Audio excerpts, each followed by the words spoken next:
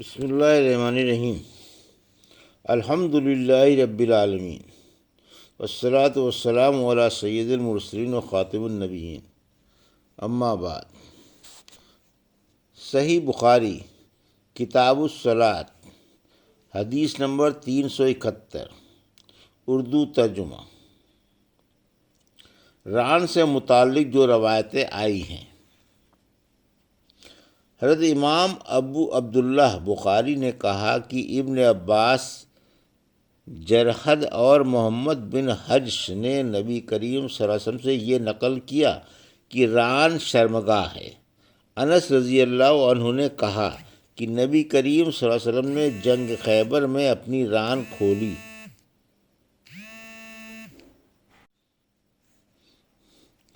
ابو عبداللہ امام بخاری کہتے ہیں کہ انس رضی اللہ عنہ کی حدیث سند کے اعتبار سے زیادہ صحیح ہے اور جرحد کی حدیث میں بہت احتیاط ملحوظ ہے۔ اس طرح ہم اس بارے میں علماء کے باہمی اختلافات سے بچ جاتے ہیں۔ اور ابو موسیٰ اشعری رضی اللہ عنہ نے کہا کہ عثمان رضی اللہ عنہ آئے تو نبی کریم صلی اللہ علیہ وسلم نے اپنے گھٹنے ڈھانک لیے، اور زید بن ثابت نے کہا کہ اللہ تعالیٰ نے اپنے رسول صلی اللہ علیہ وسلم پر ایک مرتبہ وحی نازل فرمائی۔ اس وقت آپ صلی اللہ علیہ وسلم کی ران مبارک میری ران پر تھی۔ آپ کی ران اتنی بھاری ہو گئی تھی کہ مجھے اپنی ران کی ہڈی ٹوٹ جانے کا خطرہ پیدا ہو گیا۔ ہم سے یعقوب بن ابراہیم نے بیان کیا، کہا ہم سے اسماعیل بن علیہ نے کہا ہمیں عبدالعزیز بن صہیب نے انس بن مالک رضی اللہ عنہ سے روایت کر کے کہ نبی کریم صلی اللہ علیہ وسلم غزوہ خیبر میں تشریف لے گئے۔ ہم نے وہاں فجر کی نماز اندھیرے ہی میں پڑھی، پھر نبی صلی اللہ علیہ وسلم سوار ہوئے اور ابو طلحہ بھی سوار ہوئے۔ میں ابو طلحہ کے پیچھے بیٹھا ہوا تھا۔ نبی کریم صلی اللہ علیہ وسلم نے اپنی سواری کا رخ خیبر کی گلیوں کی طرف کر دیا۔ میرا گھٹنا نبی کریم صلی اللہ علیہ وسلم کی ران سے چھو جاتا تھا۔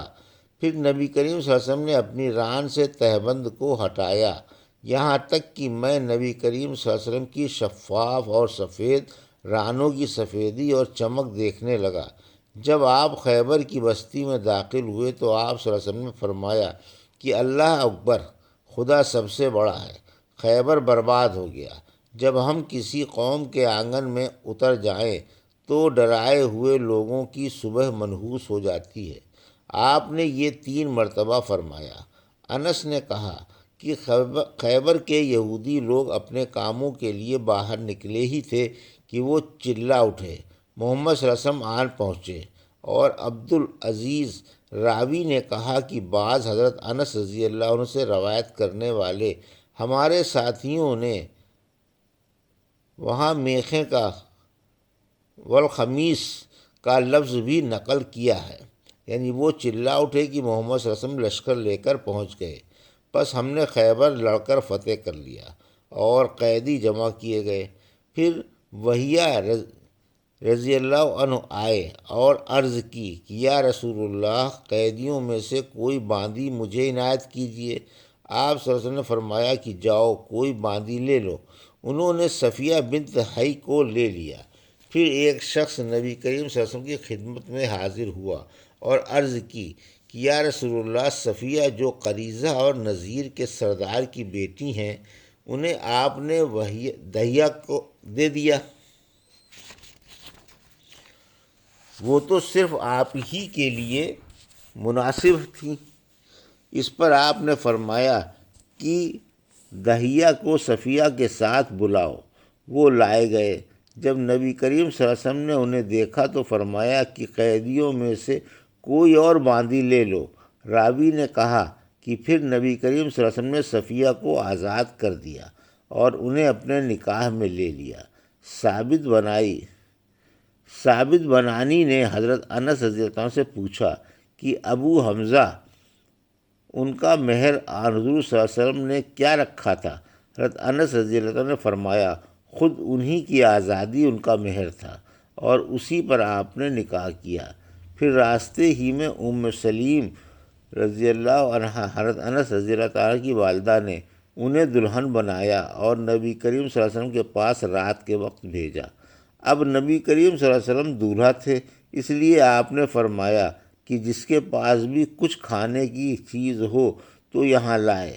آپ نے ایک چمڑے کا دسترخوان بچھایا، بعض صحابہ کھجور لائے، بعض گھی۔ عبدالعزیز نے کہا کہ میرا خیال ہے حضرت انس رضی اللہ عنہ نے ستو کا بھی ذکر کیا، پھر لوگوں نے ان کا حلوہ بنا لیا۔ یہ رسول اللہ صلی اللہ علیہ وسلم کا ولیمہ تھا۔ حدیث نمبر 372۔ عورت کتنے کپڑوں میں نماز پڑھے؟ اور اکرمہ نے کہا کہ اگر عورت اپنا سارا جسم ایک ہی کپڑے سے ڈھانپ لے تو بھی نماز درست ہے۔ ہم سے ابو الیمان نے بیان کیا، انہوں نے کہا ہم کو شعیب نے زہری سے خبر دی، کہا کہ مجھے عروہ بن زبیر نے خبر دی کہ حضرت عائشہ رضی اللہ عنہا نے فرمایا کہ نبی کریم صلی اللہ علیہ وسلم فجر کی نماز پڑھتے اور آپ صلی اللہ علیہ وسلم کے ساتھ نماز میں کئی مسلمان عورتیں اپنی چادریں اوڑھے ہوئے شریک نماز ہوتیں، پھر اپنے گھروں کو واپس چلی جاتی تھیں۔ اس وقت انہیں کوئی پہچان نہیں سکتا تھا۔ حدیث نمبر 373۔ اردو ترجمہ۔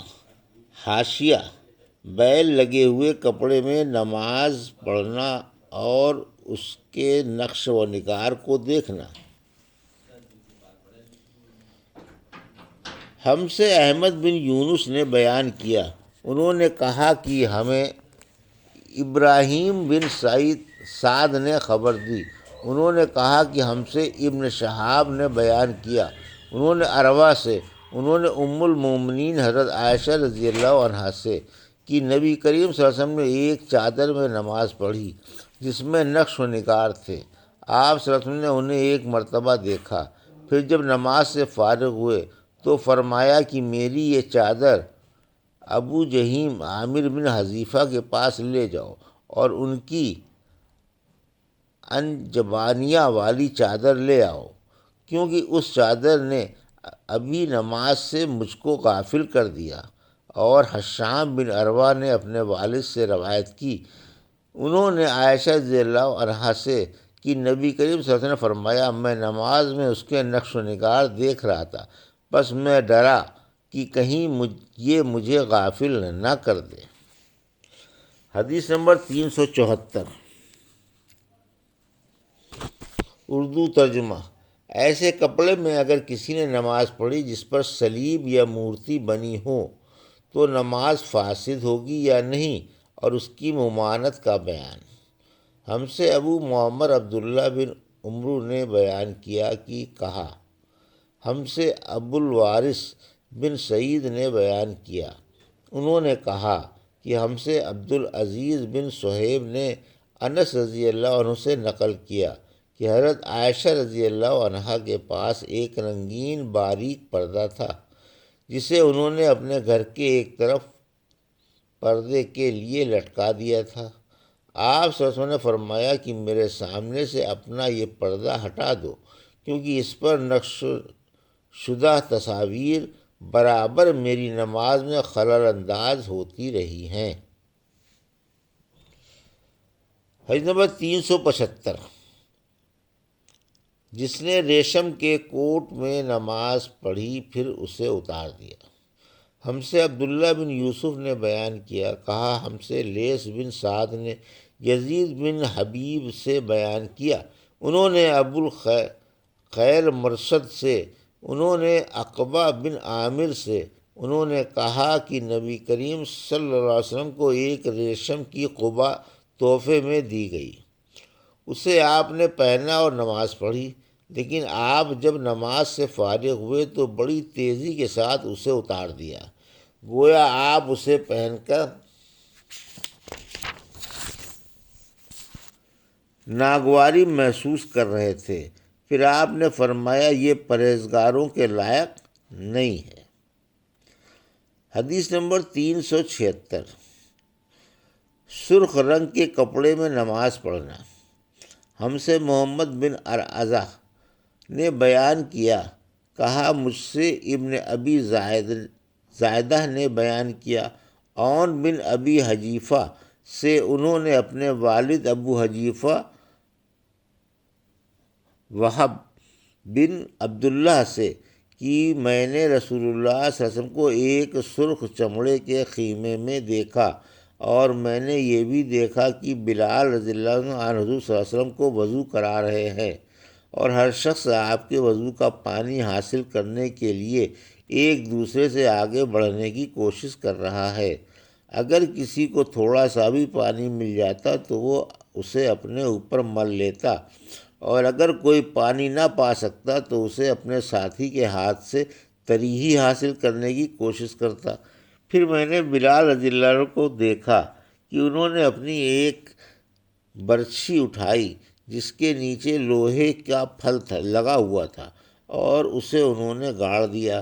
نبی کریم صلی اللہ علیہ وسلم ڈیرے میں سے ایک سرخ پوشاک پہنے ہوئے تہبند اٹھائے ہوئے باہر تشریف لائے، اور برچھی کی طرف منہ کر کے لوگوں کو 2 رکعت نماز پڑھائی۔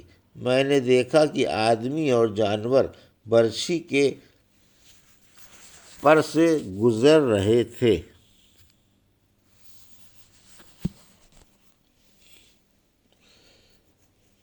یہ تھی صحیح بخاری باب کتاب الصلاۃ کی حدیث نمبر 371 سے 376 کا اردو ترجمہ جو ابھی آپ نے سماعت فرمایا۔ اللہ سے دعا ہے کہ اللہ ہمیں ان حدیثوں کی صحیح سمجھ عطا فرما اور ان پر عمل کرنے کی توفیق عطا فرما۔ آمین یا رب العالمین۔